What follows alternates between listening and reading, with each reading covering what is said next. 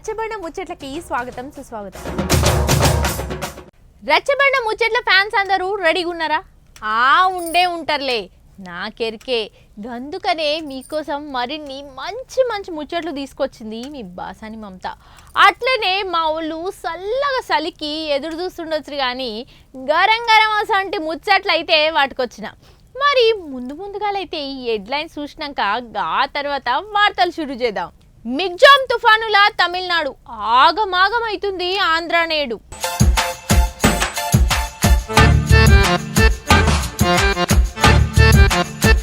కోడి chicken wastage మీద commissioner కన్ను, చికెన్ షాప్ ఓనర్లది విడ్చిండ్రు వెన్ను.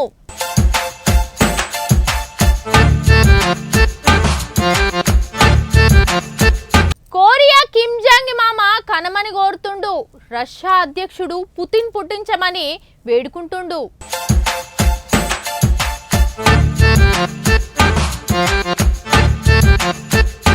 ఏడు సార్లు అనుభవం ఉన్న ఓడిండు, బాధలో ఉండి కూడా బరబ్బర్ గెలిచిండు.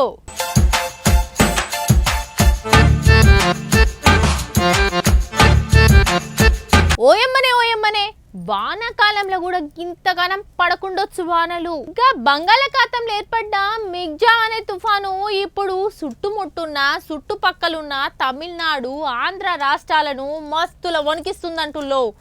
వానలతోటి తుఫానులతోటి ముంచెత్తుతుందంటుల్లో. అసలు ముచ్చట ఏందో చూద్దాం పారి. ఈ తుఫాన పాడుగాను ఈ మిగ్జామ్ తుఫాను మనసుల మింగనీకే వచ్చినట్టున్నదుల్లా. ఇక బంగాళాఖాతంలో లేచిందట ఇది. వానలు తమిళనాడుని అయితే మొత్తం ఇరుసుగా పడుతున్నాయి పోయిండ్రి. ఇక చెన్నై అయితే చెరువైపోయింది, ఏపీ మొత్తం ముంచి ముద్ద చేస్తున్నదట. చెన్నై సిటీలోనైతే అయితే రోడ్లు మొత్తము నడుముల లోతుకు నీళ్ళు వచ్చినాయి అటనుల్లా. ఇక పార్కింగ్లో పెట్టిన కార్లు, బండ్లు, లారీలు, ఆటోలు అన్నీ పడవల లెక్క అగిపెట్ట లెక్కనే అల్కా కొట్టుకుపోతున్నాయి అటనుల్లా పాపము. ఇక్కడికి ఏమైనా తక్కువ ఉన్న అది ఆంధ్రాల నెల్లూరు, తిరుపతి, కడప, విజయవాడ, విశాఖపట్నము, గుంటూరు ఇక మొత్తం ఇయ్యరమయ్యర జంపుతున్నాయట. గంటకు 100 కిలోమీటర్ల స్పీడ్ తోటి గాలులు వానలు వీసే వరకు ఎంత ఆగం అవుతున్నది పోయినరి. జూపి కొట్టే వరకు పొలాలు, చెట్లు ఇక చెలిమేలు చెరువులు అయితే నిండి పొర్లుతున్నాయట నుల్లా. గాలివానకు మొత్తము పంట నష్టం చాలా అయిందట నుల్లా. కోసిన పంట ఇక ఈ గాలి వానలకు కోతకొచ్చిన పంటలు ఇక ఒడ్ల రాసులు అయితే రోడ్ల మీద పోసినాయి, మొత్తం నాని మొలకలు వెళ్ళినాయట నుల్లా. ఇక చెన్నై ఎయిర్పోర్ట్ అయితే మొత్తం చెరువై గాలి మోటార్లు కాస్త షిప్పుల లెక్కనే మొత్తం నీళ్ళల్లో తేలుతున్నాయట నుల్లో. ఇక తిరుపతిలోనేమో కొండరాళ్ళు మొత్తం ఇరుసుకబడి భక్తుల రాకపోకలు అయితే మొత్తం బంద్ అయిపోయినాయి అన్నట్టు. ఇక ఆంధ్రప్రదేశ్ సర్కార్ అయితే అలర్ట్ కార్డులు ఇస్తున్నాయట, ఎల్లో ఆరెంజ్ కార్డులు అనుకుంటా. మొత్తం మీద ప్రజలను అప్రమత్తంగా ఉండాలని చెప్పి జాగ్రత్తలు అయితే చెప్తున్నారట, హెచ్చరిస్తున్నారట సర్కార్ వాళ్ళు. ఇక తమిళనాడులోనే అయితే మొత్తం నాన్ స్టాప్ వారం సంది వానలు అయితే జోరుగా కొడుతున్నాయట. జర జాగ్రత్త ఉండమని చెప్తున్నారు అధికారులు. మరి కర్నూలు సిటీ చికెన్ సెంటర్ ఓనర్లు రోడ్ల మీదకి వచ్చి ధర్నా రాస్తారోకోలు చేస్తురట. మరి గలకి ఏం కష్టం వచ్చిందో, ఎంత తిప్పలు పడుతుండ్రో, ఇది ఎక్కడి మాస్రా మామా? అదేంది కొత్తగా చికెన్ సెంటర్ల ఓనర్లు రోడ్ల మీదకి వచ్చి ధర్నా రాస్తారోకోలు చేసుడైంది? ఈ ముచ్చట మొట్టమొదటిసారిగా కొరతగా వింటున్నాం కదా మమత అని అంటూరులే. అయితే అసలు ముచ్చట ఏందో ఎరికేనా చూడురి. కార్తీక మాసం వచ్చినందుకు కోళ్ళ ధరలు తగ్గినాయి పెరిగినాయి అనుకుంటా నిన్న మొన్నటి దాకా బాగానే వార్తలు వచ్చినాయి. అయితే ఈ కర్నూలు సిటీలో చూడరు ఒకపారి చికెన్ సెంటర్ ఓనర్లు మొత్తం ధర్నా చేసుకుంటా ఆయన ఫ్లెక్సీ పట్టుకొని నినాదాలు ఇచ్చుకుంటా ఎట్లా బయటికి వెళ్ళిరో చూడరు ఒకపారి. మరి వీళ్ళ బాధ ఏంది, ఎందుకు వెళ్ళారు బయటికి? చికెన్ సెంటర్ల ఓనర్లు ఎన్నడూ కూడా రోడ్ల మీదకి రాలే అని చూస్తున్నారులే. ఎందుకో చెప్తాం విన్నరు ఒకపారి. అయితే వీళ్ళ బాధ ఏంటంటే కర్నూలు మున్సిపల్ కమిషనరు, మేయరు ఇద్దరు పెట్టిన కోడి వేస్ట్ కండిషన్ల మీద వీళ్ళు తిరుగుబాటు చేస్తున్నారు అన్నట్టు చికెన్ సెంటర్ ఓనర్లు అందరు కలిసి.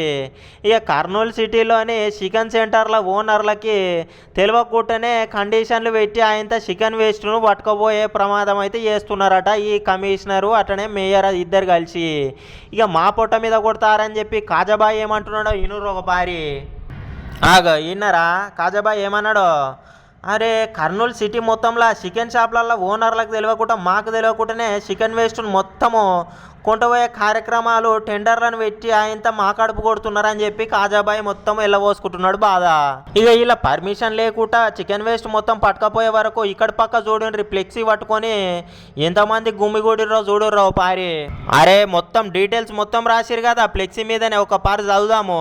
ఆగా విన్నరా, అసలుకే చేసారు లేక కార్తీక మాసం వచ్చి గిరాకీ లేక మేమందరం బయట ఉంటే మధ్యలో చికెన్ వేస్ట్ కూడా ఎత్తుకపోయే ప్రమాదం చేస్తున్నారంటే ఎంత పనుకున్నారని చెప్పి ఇగో వీళ్ళైతే ఇట్లా ఫ్లెక్సీ పట్టుకొని రోడ్డు మీదకి వచ్చిర్రు అన్నట్టు గది ముచ్చట.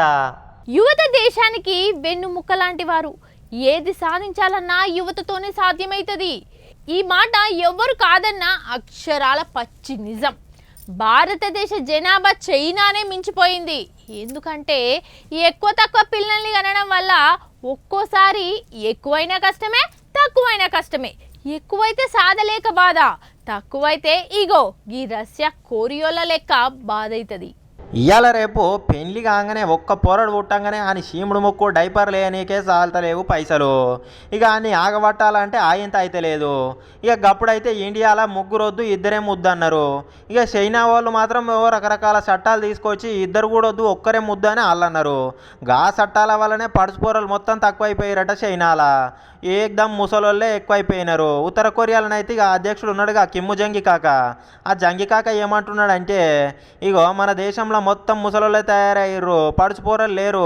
పడుచుపోరలు ఉంటేనే కదా దేశానికి ఎన్నుముక్క లెక్క అని చెప్పి ఇక ఎంతమంది అంటే అంతమంది అన్లిమిటెడ్ కనవచ్చు అని కిమ్ము కాక చెప్పిండు అన్నట్టు. ఇగో ఇంకో పక్క చూడండి, అట్లనే రష్యా మన రష్యా అధ్యక్షుడు పుతిన్ కాకున్నాడుగా, గాయన సుత గదే మాట చెప్తున్నాడట. ఏం తక్కువ 8 మందిని కన్నా సరే ఆడవాళ్ళందరూ 8 మందిని 9 మందిని కానీ ఆయన దేశానికి ఇస్తే మంచి జరుగుతుంది. ఇక దేశంలో పడుచుపోరలు ఉంటేనే మంచిది ఎన్నుబుక్క లెక్క అనుకుంటా పుతిన్ కాక సుత గదే ముచ్చట చెప్పిండు అన్నట్టు. ఇక జనాభా కంట్రోల్ చట్టాలతోటి రష్యాలనే చైనాలనే కాదు ఆయన జపాన్లో ఉత్తర కొరియాలో సౌత్ కొరియాలో సుత మొత్తం పడుచుపోరలు లేకుండా అయిపోయిందట. మొత్తం ముసలోళ్ళే తయారయ్యారు అన్నట్టు.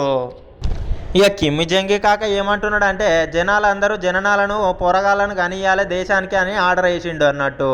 ఇక మహిళలతోటి సుతా ఈయన కూడా మీటింగ్ పెట్టి మంచిగా చెప్పిండు, కనూరు రమ్మ దేశానికి ఇయ్యూరు మీ పిల్లలని అని చెప్పి. లేకపోతే ముందు జనాలు మొత్తం తగ్గిపోయి మనకే అవకాశాలు లేకుండా అయిపోతుంది, తయారు చేసే కూరగాయలు ఉండాలని చెప్పి. ఇక అప్పుడేమో గట్ల ఇప్పుడేమో గిట్ల అయిపోయింది గీళ్ళ ముచ్చట. జనాల కంట్రోల్ చట్టాలు పట్టుకొచ్చి ఏమో కనకుట గప్పుడు ఉంటే ఇక ఇప్పుడు పడుచుపోరగాలు లేరని మళ్ళీ ఇంకా కొత్త చట్టాలు పట్టుకొచ్చిరు అన్నట్టు. అధికార మదం నెత్తికెక్కితే సరి చేసేటందుకు సామాన్యుడు ఓటేసి దించగలడు. నీకు ఎన్నిసార్లు గెలిచినా అనుభవం ఉంటే ఏంది? ఒక సామాన్యుని చేతిలో సిత్తు ఓడిపోయినాం అనుకుంటూరట అక్కడి జనాలందరూ. ఎప్పుడే కానీ నేనే తోపును నేనే తురుమును అని అనుకోవద్దు. అట్లా అనుకొని బరిలోకి దిగితే గిట్లనే అవుతుంది అంటుర్రు ఛత్తీస్గఢ్ పబ్లిక్ అంతా. ఇంతకు ముచ్చట ఏందంటే ఒక సామాన్యుడు 7 సార్లు గెలిచిన ఎమ్మెల్యేనే ఓడించిండంట. మరిగా ముచ్చటేందో అసుకొద్దాం పారి. పొట్టోని నెత్తి మీద పొడుగోడు కొడితే పొడుగోని నెత్తి మీద పోషమ్మ కొట్టింది అంటారు అధ్యక్ష అంటాడుగా మన కేసీఆర్ సారు. అగో గట్లనే అయింది రాజస్థాన్ రాష్ట్రంలో. అయితే ఛత్తీస్గఢ్ కాడు ఉన్న ఇక ఈశ్వర్ సాహు అనే సామాన్యుడు 7 సార్ల కాంగ్రెస్ ఎమ్మెల్యే అభ్యర్థి అయినటువంటి ఎమ్మెల్యేని ఓడగొచ్చిండట. ఎట్టెట్లు ఓడగొచ్చిండో ఓ పారి ఇందాం రండి. అయితే ఛత్తీస్గఢ్లో ఉన్న సాజా అనే నియోజకవర్గంకి వెళ్ళి ఈ సామాన్యుడు పోటీ చేసిండు అన్నట్టు. 7 సార్ల ఎమ్మెల్యే గెలిచి ఏం చేయలేకపోయిండు ఆపోజిషన్ ఆయన. అయితే కొన్ని రోజుల క్రితమే వీళ్ళ కొడుకును కొట్టి చంపిర్రట ఎవరో దుండగులు. ఇక ఆ దుండగులు ఎవరని చూడబోతే పోలీసు వాళ్ళ తానికి పోయి ఎంక్వైరీ చేయంగా ఇగో 7 సార్లు గెలిచిన ఎమ్మెల్యే అనుచరులే అని తేలింది అన్నట్టు. ఇక తేలినాక వాళ్ళ అనుచరులను కాపాడుకోనికి ఇక పబ్బతి పట్టి ఆయనంత సర్ది పట్టినట్టుండు. ఇక అదే కోపంలో ఈయనకు ఆపోజిట్గా నిలబడాలని చెప్పేసి ఈ సామాన్యుడు ఈశ్వర్ సాహు అనేట ఆయన ఇక బీజేపీ తరఫున టికెట్ ఆయనంత రానే వచ్చింది. వచ్చేవరకు ఏమున్నది 7 సార్లు గెలిచిన ఎమ్మెల్యేను సుధా ఓడవచ్చిండు చిత్తుల 5,000 మెజార్టీతోటి గెలిచిండట నుళ్ళు. ఇక ఈయన గెలుపు కోసం ప్రచారం చేయనీకి కేంద్ర హోంశాఖ మంత్రి ఆయన అమిత్ షా సుత వచ్చిండు అన్నట్టు ఛత్తీస్గఢ్కు. అక్కడి అధికార పార్టీ ఎమ్మెల్యే మీద చిత్తున ఇక మామూలు ఎడగొట్టలే.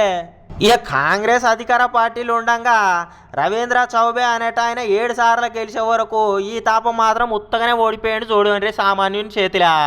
మన తన సుత ఇలబడ్డది కదా బర్రె లెక్క, అవో గట్లనే ఇలబడ్డాడట ముందుగా సామాన్యుని లెక్క. నిలబడ్డాక బీజేపీ వాళ్ళు సపోర్ట్ చేసి టికెట్ ఇచ్చే వరకు రవీంద్ర చౌబేని చిత్తులు ఓడగొచ్చిండు అన్నట్టు. ఇక ఈశ్వర్ సావు జరిగిన అన్యాయాన్ని ప్రజలకు చెప్పిండు అన్నట్టు.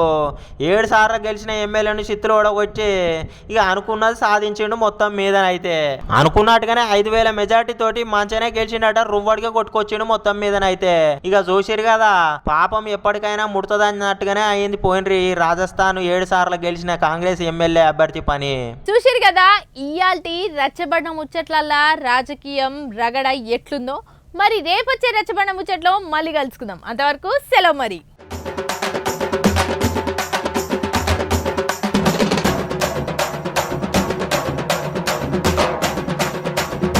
రచ్చబండ ముచ్చట్లకి స్వాగతం సుస్వాగతం.